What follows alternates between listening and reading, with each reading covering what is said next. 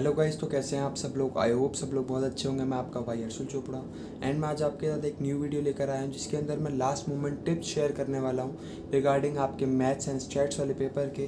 Because इस paper के अंदर मोस्टली सबको बहुत डर लगता है और बहुत सारे बच्चों ने मुझे कमेंट किए थे कि भैया इसमें बहुत डर लग रहा है, ऐसा लग रहा है कि इसमें फेल ना हो जाऊँ, तो इसके लिए आप कुछ टिप्स बताओ। तो मैंने सोचा आप लोगों के लिए लास्ट मोमेंट टिप्स कुछ बता दूँ। तो इस वीडियो के अंदर मैं आपको वही बताऊँगा कि किस तरीके से आपको इस पेपर को हैंडल करना है जिससे बिल्कुल डर भी नहीं लगेगा और बहुत अच्छे मार्क्स आ भी जाएंगे। बट उसके लिए आपको वीडियो बिल्कुल एंड तक देखनी होगी, बिल्कुल भी स्किप नहीं करनी होगी। तो चलो स्टार्ट करते हैं। बट उससे पहले अभी तक आपने मेरे चैनल को सब्सक्राइब नहीं किया तो जल्दी से बेल आइकन को प्रेस कर दें, चैनल को सब्सक्राइब कर दें। एंड सेकंड, अभी तक आपने मेरे टेलीग्राम ग्रुप को भी ज्वाइन नहीं किया तो मैंने उसका लिंक भी डिस्क्रिप्शन में दे रखा है, तो जल्दी से आप उसे भी ज्वाइन कर लें। बिकॉज उसके अंदर मैं आपके छोटे मोटे doubts end to end clear कर देता हूँ। तो चलो स्टार्ट करता हूँ। तो बात करता हूँ सबसे पहले पॉइंट की, तो ये है कि ये जो आपका पेपर है वो टोटली आपका न्यूमेरिकल है, थियोरेटिकल कुछ भी नहीं है। मतलब इसमें आपको टोटली सॉल्व करना है, कुछ भी ऐसा नहीं है कि पढ़ते ही करेक्ट हो रहा है आप टिक लगा रहे हो आंसर खत्म, ऐसा कुछ भी नहीं होगा। तो इसमें थोड़ा टाइम लग सकता है, तो इसमें हमें थोड़ा दिमाग से खेलना होगा। कैसे? जैसे बता रहा हूँ वैसे, ठीक है। देखो सबसे पहली चीज़ तो यही है कि आपको पेपर में डायरेक्ट सबसे पहले मैथ्स नहीं उठानी, स्टार्टिंग करनी है स्टैट से।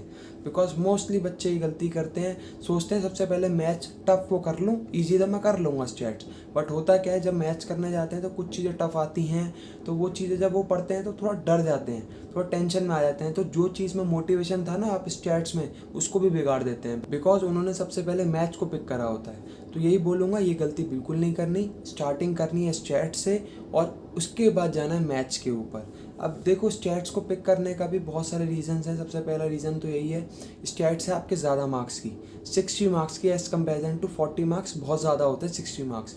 तो अगर 60 मार्क्स मजबूत होंगे ना तो पहले चीज़ रिस्क से बाहर हो, और दूसरा मोटिवेशन बहुत ज़्यादा हाई होगा। और तीसरी चीज़ ये भी है कि क्या ऐसा तो है नहीं मैथ्स में तुम कुछ नहीं पढ़ के गए हो ना। तो अगर तुम स्टैट्स को सबसे पहले पिक करते हो मैथ्स को उसके बाद, तो स्टैट्स तो तुम्हारी मजबूत थी, सबसे पहले तुमने उसे टारगेट किया 60 मार्क्स को। अब जो बचे 40, उसमें से भी तुम आराम से ले आओगे 15-20 मार्क्स। तो एज अ टोटल बात करूँ तो 75 मार्क्स बनते हैं। ये बहुत अच्छे मार्क्स हैं, समझ रहे हो। तो इस तरीके से करना है, सबसे पहले स्टैट्स को करना है, उसके बाद मैथ्स को करना है। दूसरा रीज़न ये है कि स्टैट्स बहुत ईजी भी है एज़ कंपेरिजन टू मैथ्स। तो आपको समझ आ गया होगा कि स्टैट्स क्यों पिक करनी है। तो सबसे पहले ध्यान रखना है, स्टैट्स को पहले पिक करना है, उसके बाद मैथ्स पर जाना है। अब देखो मैथ्स को भी सुनो किस तरीके से हैंडल करना है। देखो मैथ्स में जो चैप्टर्स तुम्हें सबसे पहले अच्छे आते हैं, सबसे पहले उनके क्वेश्चंस को करना है। मतलब ऐसा नहीं जैसे सपोज फॉर एग्जांपल मैं परम्यूटेशन कॉम्बिनेशन पढ़ के ही नहीं गया, अब उसका भी क्वेश्चन आ रहा है मैं उसमें भी दिमाग लगा रहा हूँ। मतलब पढ़ के नहीं गया से मेरा मतलब है कि थोड़ा मतलब मुझे कमज़ोर है वो चैप्टर, अब मैं उसको पढ़ रहा हूँ तो मैं उसमें पूरा दिमाग लगा रहा हूँ। भाई नहीं लगाना है ऐसे क्वेश्चन में दिमाग। सबसे पहले उन क्वेश्चंस में दिमाग लगाना है जिन चैप्टर को तुम अच्छे से पढ़ के गए हो। मतलब उन चैप्टर से जो भी क्वेश्चन आए सबसे पहले उनको करना है। जैसे रेशियो, प्रपोर्शन, वेरिएशन बहुत सिंपल है, क्वाड्रेटिक इक्वेशन सिंपल है, simple interest, compound interest simple है। तो सबसे पहले इनके जो क्वेश्चंस आते जा रहे हैं उनको करना है, बजाय वो क्वेश्चंस को जो तुमने थोड़े कच्चे हैं या तुम्हें वो क्वेश्चन नहीं आते। ठीक है, इससे क्या है मैथ्स भी तुम्हारी मोटिवेशन के साथ स्ट्रांग होती जाएगी और जो थोड़े बहुत टफ क्वेश्चन होंगे उनको भी तुम एंड में कर ही लोगे, तुक्के मार के या कैसे तैसे कर ही लोगे। अब ये तो पता चल गया कि किसे पहले करना है किसे बाद में करना है। बट अब बात करता हूँ कि किस तरीके से करना है। मतलब मैंने ये तो बता दिया पहले स्टैट्स करना है फिर मैथ्स, बट स्टैट्स में भी किस तरीके से सारे क्वेश्चंस को अटेम्प्ट करना है वो बताता हूँ। तो देखो आपको सारे क्वेश्चंस को 4 पार्ट्स में डिवाइड कर लेना है। सबसे फर्स्ट पार्ट में वो क्वेश्चन जो कि आपको आता है जिसमें कम टाइम लगेगा। दूसरा वो क्वेश्चन जो कि आपको आते हैं बट उसमें ज़्यादा टाइम लगेगा एज़ कंपेरिजन टू फर्स्ट। ठीक है, थर्ड में वो क्वेश्चन जो कि आते भी हैं नहीं भी आते, मतलब कन्फ्यूजन है कि हो भी सकता है यार ये हो भी सकता है यार नहीं हो। फोर्थ जो कि आते ही नहीं है, मतलब वहाँ पर तुक्का लगाना है। तो इस तरीके से आप क्वेश्चन को 4 पार्ट्स में डिवाइड करोगे। इससे क्या होगा, सबसे पहले आपके वो फटाफट क्वेश्चन हो जाएंगे जिसमें सारा टाइम लगेगा ही नहीं और आपको आते भी हैं। दूसरा वो क्वेश्चन जो कि आपको आते हैं थोड़ा सा ज़्यादा टाइम लग जाएगा। तो दोनों की बात करूँ तो इसमें आपके बहुत सारे क्वेश्चंस अटैम्प्ट हो जाएंगे, साथ में टाइम भी बहुत कम लगेगा। बिकॉज फर्स्ट वाले में तो कुछ टाइम लग ही नहीं रहा, सेकंड वाले में थोड़ा बहुत लग रहा है। तो टोटल बात करूँ तो बहुत जल्दी सारे क्वेश्चंस हो जाएंगे जो आपको क्वालिटी क्वेश्चंस आते हैं। तो इससे आप कहीं हद तक बहुत अच्छा स्कोर कर लोगे। थर्ड वाले की बात करूँ तो इसमें आप अपना सेंस का काम करना, जो आपको 100% सही लगता है, जो आपको लगता है कि हाँ यार इसकी प्रोबेबिलिटी ज़्यादा है सही होने की, तो उसको टिक लगाना। फोर्थ वाले में तुक्का, तो तुक्का तुम देखना अपने अकॉर्डिंग, जो सही लगे उसको लगा देना, ठीक है। बाकी छोड़ के कुछ नहीं आना, बिकॉज नेगेटिव मार्किंग भी तो नहीं है ना, तो इस चीज़ का भी ध्यान रखना। तो इस तरीके से आपको क्वेश्चन को अटैम्प्ट करना है। इस तरीके से करोगे तो ना तो पेपर छूटेगा और सारे क्वालिटी क्वेश्चन को तुम फटाफट पहले कर ही लोगे। बिकॉज अक्सर यही होता है, बच्चे क्या करते हैं, पहले टफ क्वेश्चन पे जाते हैं, तो जो क्वेश्चन उन्हें ईजी आते हैं ना, तो एंड में वो भी उनके छूट जाते हैं कम टाइम की वजह से। तो इस तरीके से फॉलो करोगे तो कम टाइम में सारे क्वेश्चन अटैम्प्ट भी हो जाएंगे और अच्छे मार्क्स स्कोर भी हो जाएंगे। अब बात करता हूँ नेक्स्ट पॉइंट की, तो वो है कैलकुलेटर। अब देखो बहुत सारे बच्चे ये गलती करते हैं, वो एग्जाम में न्यू कैलकुलेटर लेके जाते हैं। मतलब प्रिपरेशन करते टाइम तो जो कैलकुलेटर होता है उसे नहीं लेके जाते, एग्जाम में न्यू कैलकुलेटर लेके जाते हैं। तो ये गलती नहीं करनी भाई। जो तुम्हारा कैलकुलेटर है एग्जाम में भी सेम वही कैलकुलेटर लेके जाना है, बिकॉज उसमें तुम्हारा हाथ ज़्यादा अच्छे से सेट होगा as comparison to new calculator.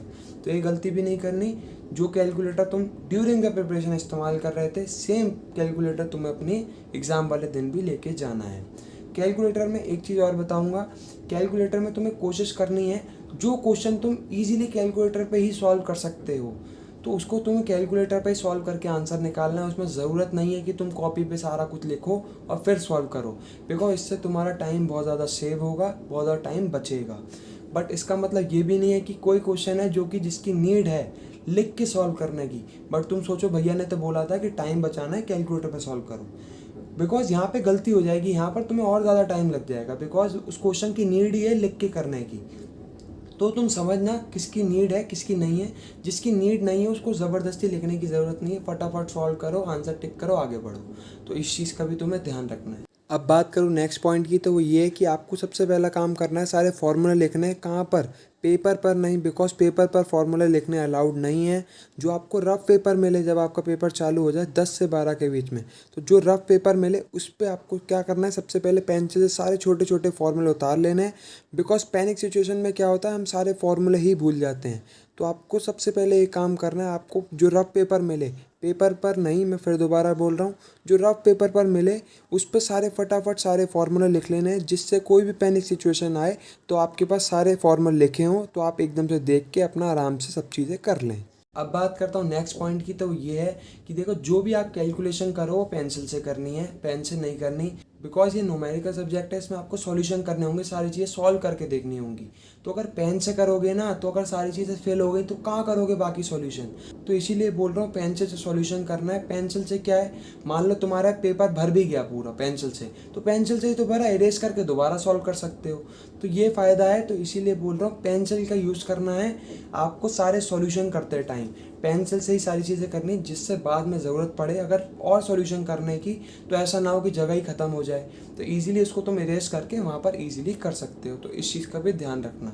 अब बात करूँ लास्ट सबसे मोस्ट इंपॉर्टेंट पॉइंट की, तो ये है जिस क्वेश्चन को देखते ही तुम्हें सबसे ज़्यादा कॉन्फिडेंस आ रहा हो, सबसे ज़्यादा मजबूती लग रही हो कि यार इसे तो देखते अभी हैंड टू हैंड निकाल दूंगा, मतलब तुम्हें देखते ही लग रहा हो कि यार ये तो सेम मैंने कर रखा है, बहुत हलवा क्वेश्चन है, सबसे पहले उसे अटेम्प्ट करना है। मतलब मेरा सिंपल सा कहने का मतलब ये है, जिस क्वेश्चन में तुम्हारा कॉन्फिडेंस 100% है, सबसे पहले उसे करना है। बिकॉज वहाँ पर तुम्हारा बहुत ज़्यादा हेल्प होगी, क्योंकि जब हम कॉन्फिडेंस वाली चीज़ें करते हैं ना, तो हमारा कॉन्फिडेंस मोटिवेशन एकदम टॉप पे होता है। तो इससे जो थोड़ी बहुत टफ चीज़ें होती हैं या थोड़ी बहुत वो चीज़ें होती हैं जो हमसे नहीं बन रही होती हैं, वो भी बननी शुरू हो जाती हैं। बिकॉज मेरे टाइम में भी यही हुआ था, एक क्वेश्चन बहुत टफ था, वो मुझसे निकल नहीं रहा था, बट मैंने ईजी चीज़ों को पहले किया तो एंड में मुझसे वो भी निकल गया। तो इसीलिए बोल रहा हूँ ईजी चीज़ों को सबसे पहले करना है, जिसमें कॉन्फिडेंस 100% हो। उससे टफ चीज़ें तो अपने आप हो ही जाएंगी, बिकॉज कॉन्फिडेंस और मोटिवेशन टॉप पे है। ठीक है, तो आई होप ये सारे पॉइंट्स आपको समझ आए होंगे। तो इन सारे पॉइंट्स को अपने दिमाग में रखते हुए पेपर को करना है, और अगर आप इन सारे पॉइंट्स को फॉलो करते हो तो डेफिनेटली बहुत ईजीली सारा पेपर हो भी जाएगा, बहुत अच्छे मार्क्स स्कोर भी हो जाएंगे। तो आई होप आपके लिए वीडियो बहुत ज़्यादा यूज़फुल रही होगी। तो अगर वीडियो यूज़फुल रही है तो जल्दी से वीडियो को लाइक कर दें, कमेंट कर दें, शेयर कर दें, चैनल को सब्सक्राइब कर दें। Thank you so much.